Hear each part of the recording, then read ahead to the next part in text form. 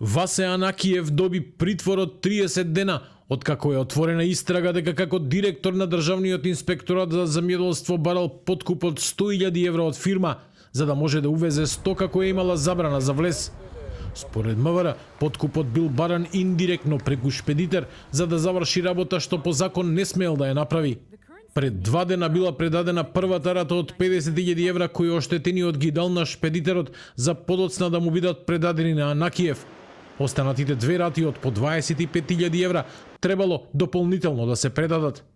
По примо предавањето на првата рата, полицијата го сопрела возилото на Анакиев, а парите биле пронајдени под совозачкото седиште. На оштетеното лице му било образложено дека за стоката што ја увезува има забрана за влез и дека истата треба да се врати бидејќи не е во согласност со важечките законски прописи и дека претходно од страна на Државниот инспекторат за земјоделство бил изготвен записник.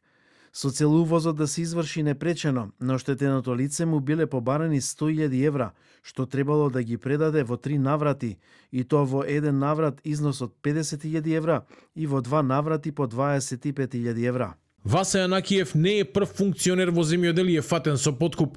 Пред само 4,5 месеци со мито од 50.000 евра, иста сума како и кај Анакиев, беше уапсен и Илија Стоилев, директор на Агенцијата за финансиска поддршка во земјоделството, институција преку која минуваат над 133 милиони евра, пари кои преку ИПАРД треба да завршат кај земјоделците.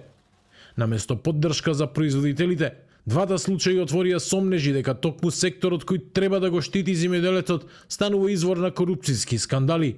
Од СДСМ бараат темелна истрага и одговорност за како што велат од првиот до последниот вмешан. Ова е уште еден доказ за делувањето на организираната криминална група ВМРО. Прашањето е кој друг од власта е вмешан.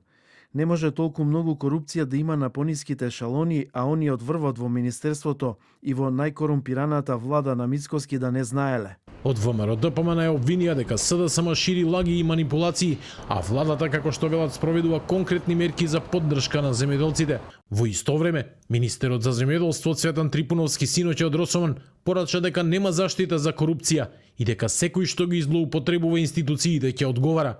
Според него, пристапот на институциите е неселективен и очекува случајот со Анакиев да биде целосно расчистен.